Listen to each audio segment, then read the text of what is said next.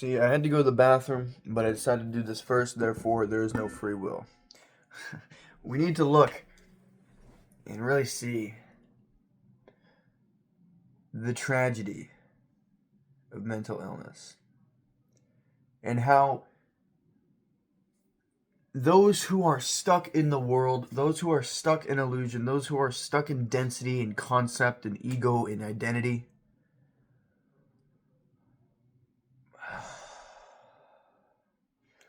they create suffering for themselves and those around them.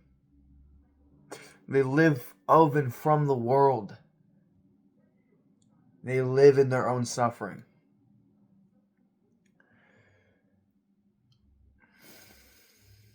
They live in their desires and the suffering that causes. But on a more subtle level,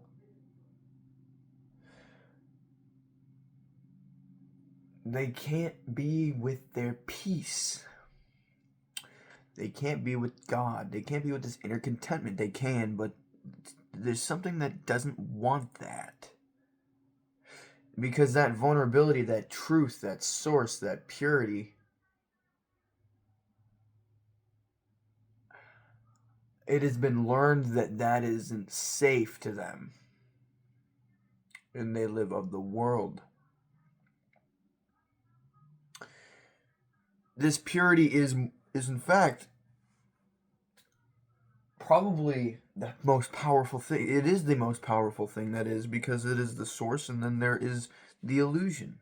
Everything is sourced in the source. You come back to the source, you are multidimensional. Okay, you just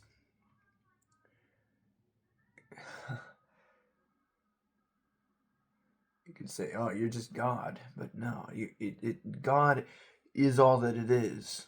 God is the present moment. God is a word.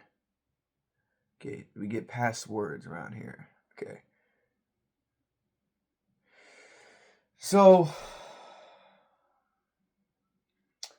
those who live in the world, and we could say reject God, reject their own peace, reject their truth of self, reject authenticity in favor for fear, reject God in favor for the world, reject their source for illusion.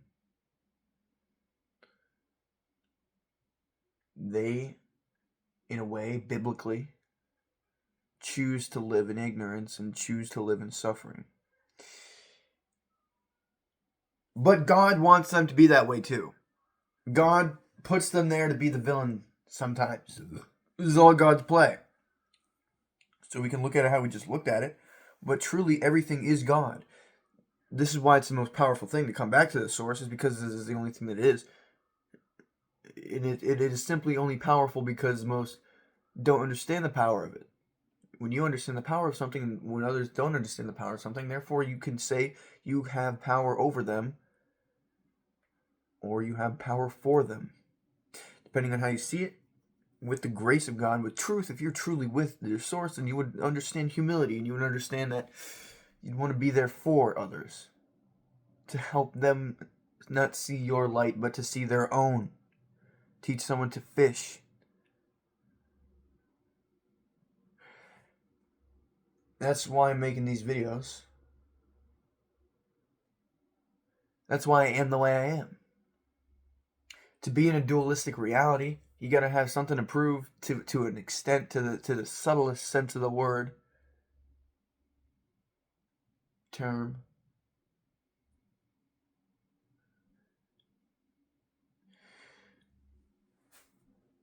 There is something to be projected outwards. There's an internal space to be. There's a relativity going on with reality. Okay.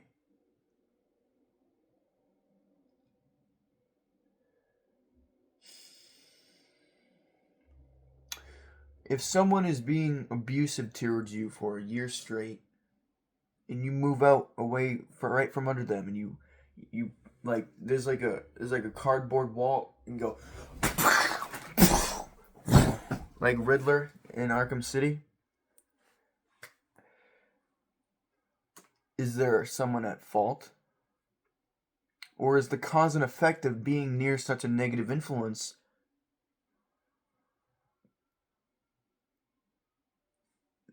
a result? Is the cause and effect of being near a negative influence, is the effect of that getting out of there? Yeah. What's the alternative? Continue to be abused. So this is how God sets it up. Sure. Now they got to go live with their family who created them. But they can't even give you mutual respect. They give you the negative version of respect. Okay? They give you the absence of respect. Cold isn't cold. It is the absence of heat. There's the source, and then there's awareness, and then there's the absence of awareness. There's awareness and ignorance. This is what my videos are. There's God, and then there's the appearance of the absence, the illusion of ignorance. There's God, and then there's the illusion of ignorance. This whole 6-7 thing, everything works beyond dense comprehension. Everything is subtle. Simplicity creates complexity. So the whole 6-7 thing, behind the scenes, it really means that human beings going from a 6, going from man, going from beast, going from density, going from ignorance, going from particles to awareness, wavelength, weightlessness, God, world, God, 6-7, density, weightlessness, fear, inauthenticity, lack, and abundance. Now, we must look and see and have the sympathies for the very form that we're watching suffer, but we must also understand that that form is and has been and will continue to be negative until they are shown with grace. Sometimes an organism needs acid grace. This is all God. This isn't you. This is everything, these subtle wavelengths of frequency beyond that is underlying all of this, that is creating all of this. Everything is frequency. This reality, physicality, is crystallized frequency. So when we look at one who has made us suffer, there is going to be a natural feeling towards the flesh to be man that sucks for you.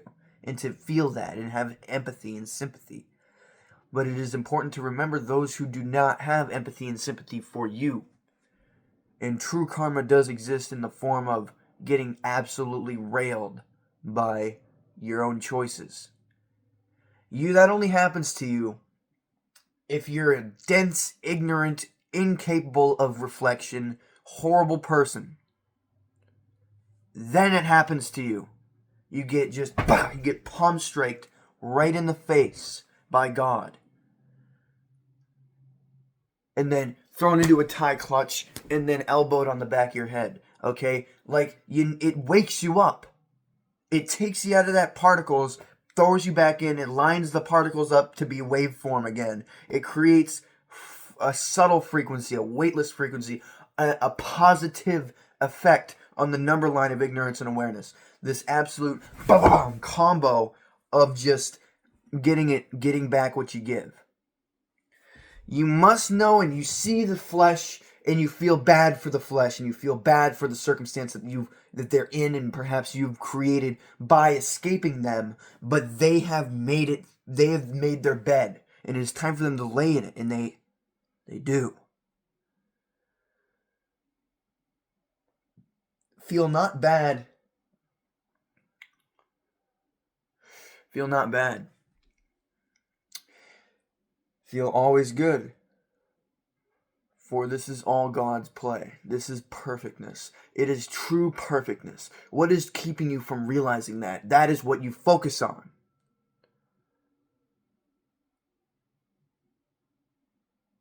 And you cleanse it.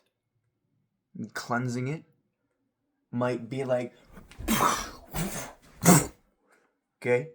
If you ever played Batman Arkham City, you have to go get all the Riddler trophies before you can get Riddler.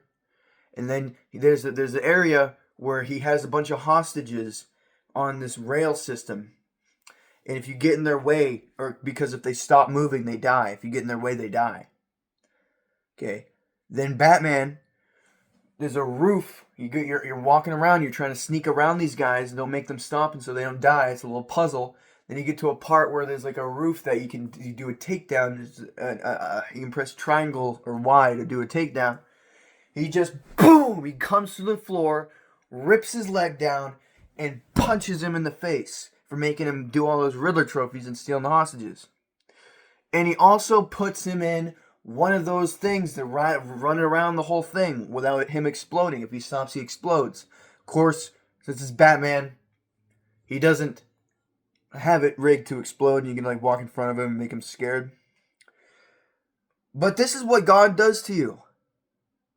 God does that shit to you. It's like, yeah, you wanna make people go find Riddler trophies and then make a bunch of hostages?